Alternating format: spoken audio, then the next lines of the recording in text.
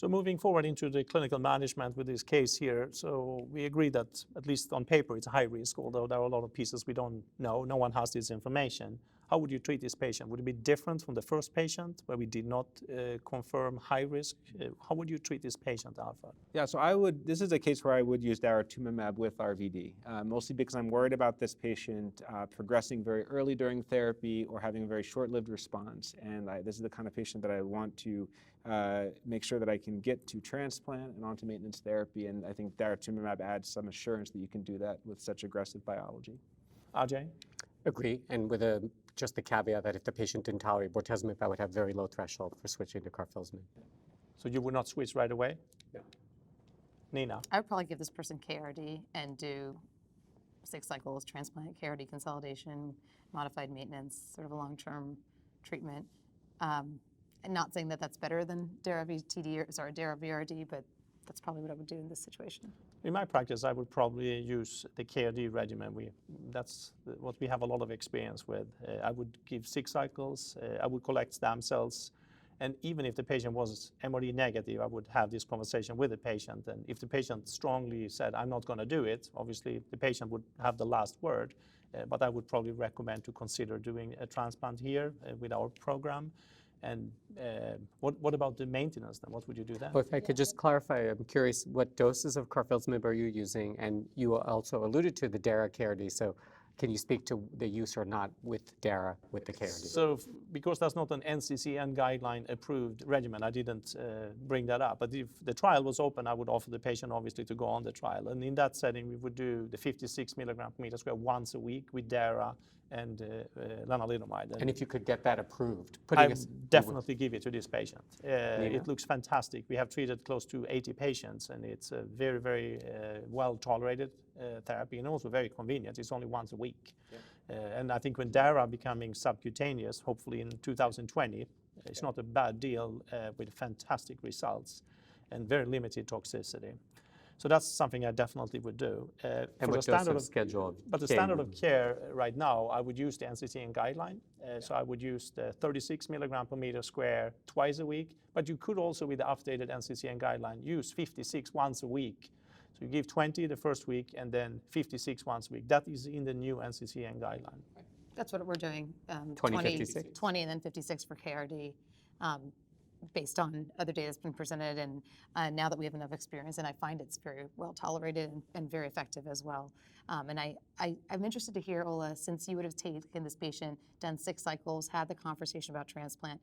Let's say the patient has less than 1 clone in a million and decides not to go on transplant. What do you do with this high-risk patient? Do you keep another 6 more cycles of KRD to complete a year, or what do you do?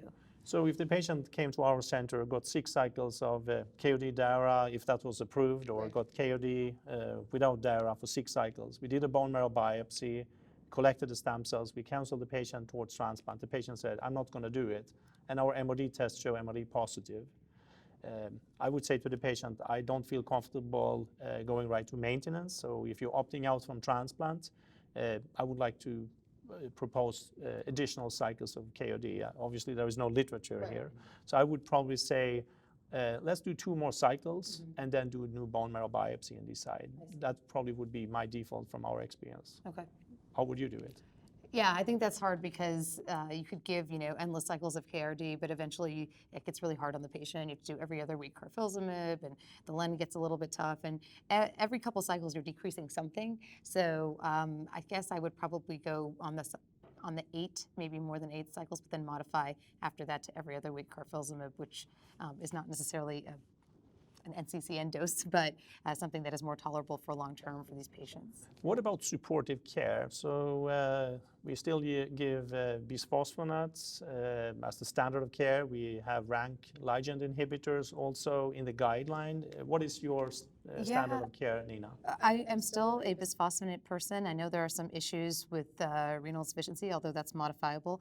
I will say, and this is data I was not aware of until this past year at Soho, that with Xgeva, and this came out of the Mayo Clinic, or the RANK ligand inhibitors, that it's possible, there is a hypothesis that after you stop it, because all of these studies were done without a stopping of the RANK ligand inhibitors, so after you stop it, maybe that the osteoclasts are actually more active because they have a rebound effect. And so if you don't bridge back with Zometa, you could actually be having more bone loss. And that's made me very scared to stop it when people have been on it. So I don't know the answer about RANK ligand. I'd be interested to hear what you guys think. Ajay, what do you use?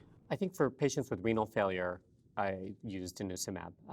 Outside of that, I think zoledronic acid, and I think the concerns you raise has also been seen a little bit in the osteoporotic literature as well, independent of cancer. So I think there is, the discontinuation is important. And then I think the other thing that we don't talk about enough is the hypocalcemia with denosumab, right? So the biggest risk factor for, it's the black box warning, and the biggest risk factor for that is really renal insufficiency in analyses done, and guess which population has that? Right. Ours. So compared to other tumor types, they may not see as much, but I think if you're going to use it, it's important to replete that vitamin D, monitor the calcium, and make sure that patients are safe from that perspective. Have you seen, when you have participated in the Griffin study and you have presented some of the data, have you seen the use of daratumumab in combination with RVD, that the Zometa could have a different side effect profile?